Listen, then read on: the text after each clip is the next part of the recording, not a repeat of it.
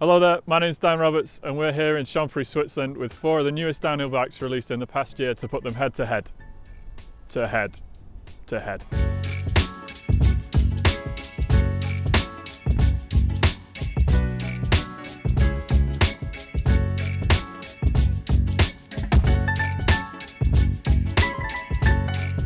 While the sales numbers of downhill bikes have never been anything to compare to the bread and butter models from the brands, there's nothing quite like taking a downhill bike straight past the limits of even the most capable enduro bikes and chucking it straight down the hill with more back-having capabilities to really commit to sections of trail.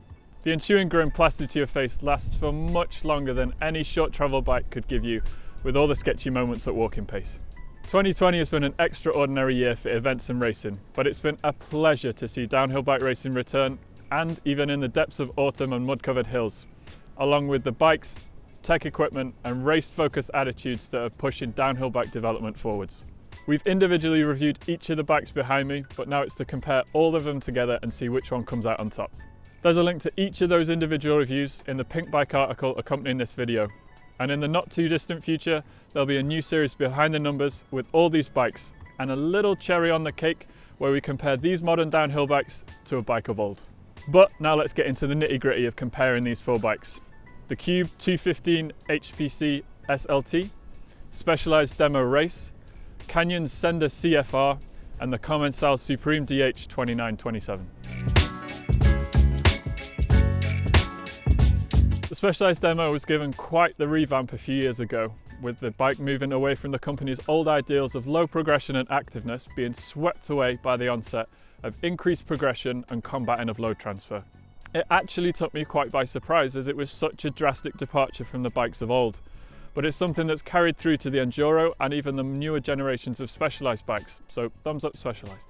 Specialized put their all-aluminium race bike on sale after race wins and spy shots under the Specialized Gravity riders. But they didn't leave it fixed as just a mullet bike and included adjustability options with chips on the horse pivot to include either a full 29-inch or the mullet setup like we have here. It does, however, make for quite a crowded geometry table, but is a welcome sight on a downhill bike for course adaptation and changing to rider preferences. The Demo keeps its 4-bar suspension layout, albeit with revised pivot positions, and adds 2 extra links that then go on to actuate the shock. The Specialized Demo Race in large size that we have here weighs 16.8 kilos or 37.04 pounds and costs €7,499 or $6,800. Now for one of the most winning bikes of the past few years. Something that it's clear to see when watching practice at a World Cup, with many a privateer or supported rider choosing a Supreme DH following the success under Commencal's factory riders. All that success though was aboard a full 29-inch version, and for 2021 Commencal released their mullet version to live alongside its full wagon wheel brother, with fixed geometry, wheel size and travel. Commencal now have 3 separate bikes on offer for each of the separate wheel size setups. What only a few years ago used to be one of the shorter reach measurement brands out there has in recent years become one of the longest, with the downhill bikes now being up there with the lengths of the enduro bikes that have perhaps had more limelight in the longer, lower, slacker treatment. The high pivot suspension design remains, with the idea that shoving the main pivot right up there puts the rear axle on a path that moves it out of the way of oncoming impacts. For the new bike though, Commencal focused on adjusting the idler position for a different anti-squat and chain influence while addressing stiffness concerns in the rear of the bike. The Commencal Supreme DH 2927 in size large here weighs 17.1 kilos or 37.7 pounds and costs €5,399 or $4,999. Also a direct-to-consumer brand, Canyon have had their Sender out there for a few years now and with good results to boot, and for their new version they sought to refine rather than redesign. Lightness was a big topic for them, and their full carbon fibre construction achieves just that. One of the bigger talking points about the bike was the relocation of the shock to the down tube, and to a tube that already needs to be strong with its importance in the backbone of the bike, and so needed less reinforcement and less added weight when comparing to mounting it on the top tube. Aesthetic design was also a big priority for Canyon, which does go against some of the marketing of the bike. The statement of making a bike for their race mechanics as well as their racers, is a hard one to swallow for me, as I've never met a race mechanic who asked for things like internal cable routing. Canyon also adopted the mullet concept, but applied it to rider size, with sizes small and medium using the smaller rear wheel and taking advantage of the bigger trouser clearance that the smaller wheel offers. Large and extra large sizes run on a 29-inch rear wheel and even have adjusted kinematics to account for the differences in geometry and wheel size. There's more adjustability at either end too, with adjustable reach and chainstay lengths that not only help with rider fit, bike feel and course adaptation, but also brings the gaps between sizes down to potentially within reach of riders wanting to size up or size down, or even choose the bike based on their wheel sizes if they can. The suspension layout remains the same as the old Sender, although like Specialized, which has the same layout, Canyon 2 has made many of the pivots now concentric from all those extra links. The Canyon CFR in size large here weighs 15.77 kilos or 34.77 pounds and costs €5,799 or $5,799 US. Also coming out of Germany is Cube, and with team changes for 2021, we'll see the likes of Danny Hart aboard this new 215 come race season. The old 215 had seen some modifications of late before this new generation, with the general switch from 27.5 to 29 wheels. But for this new version, Cube went with a carbon fibre composite mainframe and rocker link, which is a first in their downhill segment. The overall bike shape remains similar, with the same 4-bar suspension layout with a horse pivot and rocker link. But there's been some interesting design choices in the bike, especially in the geometry and shock department. Namely, choosing Imperial shock size to achieve their goals, although narrowing the shock choice down for people not set on riding with the stock Fox damper. There's also an extremely high amount of leverage ratio progression, and something that might be going against coming trends to reduce progression a little bit after a period of high percentage values. The HPC version is a featherweight, even in the extra large size we tested. That extra large though aligning more with the large sizes from Commencal and Canyon. It also sees some adjustability in the form of drop-in headset cups that, while from their plastic construction do make me wince a little bit, they do allow half a degree of head angle adjustment without completely dismantling the front of the bike. The Cube 215 HPC SLT in size extra large here weighs 15.9 kilos or 35.05 pounds and costs €5,999 with currently no recommended retail price in US dollars. Throughout the entire summer and autumn seasons, each bike was given a long and demanding test period in the Valais and Vaud regions of Switzerland and just over the border in the French resorts of the Porte du Soleil, and even a couple of hidden gems thrown in there too. These areas covered everything from out-of-control steeps to speed-carrying flatter parts, roots and rocks of all sizes and shapes, hard-packed bike park ground to soft and loamy, and from arm-crushing G-forces to fine and finessing off-cambers. We also had multiple testers on the bikes, ranging from 100 kilos of Lust hookers to lightweight and finessing Senders, to see if the same lovable traits or problems were apparent across the board, or even if they experienced their own issues. The demo was the easiest to get on and ride out of the 4 bikes once set up, despite being pretty far off with its recommended settings when compared to what I actually found best with the bike. Recommended was a 450-pound spring, and I ended up on a 525-pound spring. It's a bike though that everyone who tested said it was a doddle to jump on and feel comfy enough to crack on with cranking up the speed. That was once we spent a bit of time going back and forth with shock setup to try and find a happy balance of suppleness and support without exhibiting too much chassis movement underneath you. But as we'll go deeper into the character of the other bikes, it doesn't have a single track mind for speed. It doesn't wake up in the morning with only one thing on its mind. While it can go fast and be up there with the speeds of the other bikes, it certainly needed a bit more attention to keep it there, with its narrow window for error feeling just a tiny bit narrower than the likes of the more race-focused bikes. The demo race is the only bike in the test that boasts the ability to run multiple wheel sizes. There's a big difference between the outer diameter of a 27.5 and a 29-inch wheel, and trying to accommodate the two into a bike and have decent geometry for each is tricky at best, even with added adjustability that dual crown forks offer. In the full 29-inch mode though, the demo does gain a bit more composure at speed, and if you like the feel of a 29-inch wheel in the back, then it will start to feel a bit more similar mannered front to back. It does lengthen the rear and front of the bike though, which for the demo puts us onto one of its bigger problems. Our S4 test bike is the biggest that the demo comes in and was the shortest of the 4 bikes we tested. While its length will play a little to its easy to get on and ride character, it is a limiting factor for tall people who will likely feel too cramped on it. I'm 1m88 or 6'2", and I wouldn't want to go any shorter. The demo's easy to get on with character trait made it great fun for a variety of trails, from the steep and loamy trails to the fast and man-made bike park tracks. It can turn its hand to anything and is a good companion to throw in the back of the van and take anywhere, knowing that you'll be able to ride it down what's coming its way and still have good fun on it. Like we've already touched on with the demo, the Commencal is one of those bikes with a single track mind. All it wants to do is go as fast as possible. Channel your inner Amaury Pierron, and it does just that. Once you ride it with aggression and strength, then it really rewards you with immense speed and the ability to pull up off everything in sight.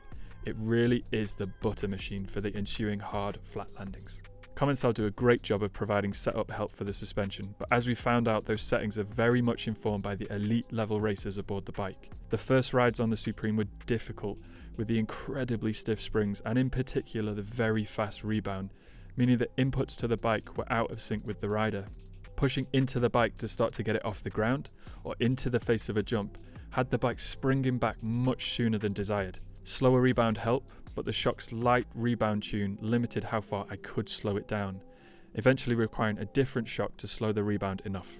While this might work for the world's best, it might not work so well for many of the day-to-day average riders out there, so it's worth experimenting with a setup if you find the suggested one a little stiff and springy. While the high pivot philosophy is one of allowing the rear wheel to move out of the way of hits easier, it doesn't stick its head out about the others for sole impact absorption. Single big hits, as we've mentioned, are really dealt with super well, but repeated hits in fast succession are dealt with just as well by other suspension systems on test. It also has a very profound effect on the dynamic geometry of the bike, and therefore the tyre loading. Static and with no weight on it, our test bike had a 455mm chainstay. At SAG that extended out to 475mm, and by bottom out it grows to a whopping 525mm. The bike's weight is more noticeable on the trail, especially going back to back with the likes of the featherweight Canyon Cube, but it does add to the bike's solid feel. As with the Specialized demo, the mullet setup does have its advantages, like trouser clearance and the potential for increased bike maneuverability. If that's what you're after, then the advantages play in your favour. But if you prefer 29-inch wheels, then the differences in character are noticeable from front to back. While it's not a case of night and day, and definitely something that won't make a bike either rideable or not, it's a trait in the character of the bike that should be made clear. But even with its quirks in character, as a package the Supreme is ferociously fast, and its addiction to speed is something that contagiously passes onto the rider. While the consensus is that idlers are terrible for efficiency, the reality was that on the Commencal, the idler added little drag and was hardly noticeable. I know it is a downhill bike and it isn't pedalled as much as a trail or enduro bike, but lots of riding spots need some pedaling to move around the mountain or to get to the trailhead, and on the Commencal it was no more effort than on the other bikes. With little information on recommended setup, it was quite the squint-eyed and speedy setup on the Canyon, which then added to the surprise come the speed on the first run down the World Cup track here in Champery. I even caught myself thinking, I have no business going this speed first run on a new bike. It's quite the addictive feeling having that much available risk-taking first run and something that continued with the bike when it was ridden more. A lot of confidence can be placed in the Sender and makes riding challenging situations at speed just that little bit easier. The Sender is a very easy bike to ride from the get-go, and that speed in initial setup to comfortable send was something that all the testers reported. In fact, personally, I didn't deviate much from the 25% sag shock setup and car park bounce test to get the rebound in the right ballpark, and spent much less time going back and forth in the setup to have a bike in a really good window of operation. Like the Commencal, the character of the Sender is immediately recognisable and one that just wants to go damn fast. But differing from the Commencal is the Sender's utmost composure in even the most challenging terrain. It seems to just deal with impacts once and then be ready for the next so efficiently that it really lifts your internal thoughts from that of the bike to that of the trail in front of you. It never once got flustered despite throwing all manner of trails at it. The sizing and geometry of the Sender feels really spot on. If asked to close my eyes and get into a position, imagining I'm riding, it would likely be exactly where the Sender's contact points are. For my height and intentions, the size L felt comfy and a familiar space every single time I jumped on it and on every single trail. Yes, it's a big race-focused bike, but it didn't demand gritted teeth and white-knuckle grip to extract its best. A bit of that is attributable to the bike's low weight. making the long and slack geometry a little bit easier to handle. While not the absolute supplest of suspension feels of the 4 bikes, that aforementioned composure is something I would much rather have than complete traction all the time. With the bikes built to do the speeds they can, traction is certainly not there every second, and so chassis control and composure come more into importance up at the ragged edge. It certainly isn't a harsh ride though, and does a great job of absorbing impacts of all sizes and frequencies, with just a bit more feedback coming through to you. The character change from the previous mullet bikes, from Commencal and Specialized, to this full-on 29er are apparent. It does demand a little more rider input to swing it over from corner to corner in quick succession. It's not like trying to maneuver a barge, just a smidge more action in the piloting, but something that is rewarded in all-out speed. If you like your big wheels, then you'll love the feeling on the Sender. It's also nice to see Canyon adapt the Sender range to accommodate the mullet configuration for smaller riders, although we've already seen Troy Brosnan on an M-sized full 29-inch setup. And finally, the Cube 215. This is a bike that still has me chin scratching a bit. It is a very fast bike, but a large slice of that is down to the geometry of it, with the longest on-paper reach, lowest BB and slackest head angle on test. I say on paper, as when we measured the bike, the reach was actually 2 mil shorter than the Canyon at 483 mil, and the head angle dipped under 63 degrees.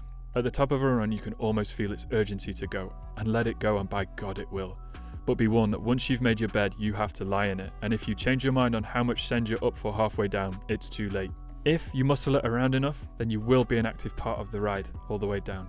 But it was noticeably more tiring to ride the Cube than the other bikes, especially for some of the longer top to bottom runs. On longer, smoother, more open turns, it's an easier bike to handle, with a large turn in and a steady position in cornering. But not all corners are like this, and once they tighten up, it needs much more body language. Perhaps then we need to address the elephant in the room here, applicable to all these race bikes: commitment levels. Now, I do like to ride fast, I really do, but on the Cube, the commitment and piloting levels needed are something that I wouldn't be in for every run of every day, and do come down to some of the development choices made in the bike. While you could say take a size large, I do agree. The shorter reach would yield a slightly easier bike to handle, but that jump from extra large to large would take it from the second biggest bike on test to the smallest, highlighting the odd size gaps that Cube went for, and doesn't get away from some of the suspension traits that the 215 has. Cube opted to go for an extremely high progression level for the suspension, up at 42%. And like how a high pivot design greys out a lot of option boxes in development, a high progression bike does exactly the same. The Cube's character is that of a big, bouncy sofa, with the high leverage ratios making the suspension incredibly supple, but at the same time introducing a lot of chassis movement into the riding experience that then needs to be accommodated for with your natural suspension in your arms and legs. And with an already statically very low BB, it does make the underside of the bike, bash guard and pedals become good friends with the ground quite often. Upping the spring rate helps a bit to calm the chassis movement, but the character trait is still there. The simple fact is that the spring to damping balance is off due to the high leverage ratios and slow movement of the shock. That big spring needed to calm the suspension, in combination with the high progression, probably results in you using less travel than the on-paper mount would suggest, and me never finding the end of travel like you could on the other bikes. For example, with only considering the spring forces, it needs over 600 newtons more force to bottom it out than something like the Canyon. The 250 needs some pretty solid focus to be on top of its traits. It will go fast, but the concentration and effort needed to do so are far more than the likes of the other bikes. And those traits do push the bike setup into somewhat a corner, with a slightly softer fork setup helping balance out the front to rear suspension feel and not dynamically push the rider slightly more rearwards. Of all the places we tested, perhaps Champery is the most infamous. The World Cup track here in Champery is just over 1.1 kilometers in length and drops 395 meters with an average grade of -35%. The Canyon Sender CFR had the fastest time at 2 minutes 38.5 seconds. And Nat's whisker behind was the Commencal Supreme DH, only 0.6 seconds slower at 2 minutes 39.1 seconds. The Specialized demo came in third fastest at 2 minutes 41.3 seconds, some 2.8 seconds slower. And the Cube had the fourth fastest time at 5.3 seconds behind the Sender with a time of 2 minutes 43.8. Starting with the Cube 215 HPC SLT. It is, unfortunately, a bike that isn't up there with the rest of the pack. While it can grow incredibly fast in the right terrain and with the right mindset, it's a bit harder to ride than the other bikes, and there's some clear character traits in there that need setup and riding style changes to really extract the best out of it. The most well-rounded award? Well, that goes to the Specialized Demo race. While it doesn't exude the flat-out race feel of the other bikes in this test, you can swing a leg over it and know that you're going to have fun on a variety of trails with its easy to get to know character. Just be aware of the sizing if you're pretty tall, and that even with a similar spec to some of the other bikes here, it is the most expensive. The fastest bike out of the four? Well, that was the Canyon Sender CFR. It's absolute composure all of the time and at any speed, and with its short time in between initial setup and throwing caution to the wind was mightily impressive. With geometry adjustability at either end and a secret progression adjuster in the middle, it makes an excellent platform to adjust to rider preferences, terrain demands, or even just to experiment to find your own preferences. The Commencal Supreme DH2927 is one hell of a fast bike, and with a touch more French-inspired aggression in the piloting, it can keep right up with the speeds of the Canyon Sender. But it feels all around a more solid package, both in the way it rides and more importantly in the way it's constructed. Out of the two fastest bikes in this test, I'd have much more confidence in the Commencal for running it for a whole season of abuse, with it giving me much less problems. Yes, it is heavier than the Canyon by 1.3 kilos, but the Sender does have some design priorities in there that really do sacrifice durability and turn it into an absolute race bike, in that you really need to be on top of your maintenance schedule if you're going to ride it hard week in, week out. The Commencal, on the other hand, feels like you could just ride it hard and put it away dirty, only to do the exact same thing the very next weekend, and all that for the cheapest bike here. And for all those reasons, that's why it gets our title of Best in Test. So there you have it. Do go and check each individual review of the bikes for some more in-depth details.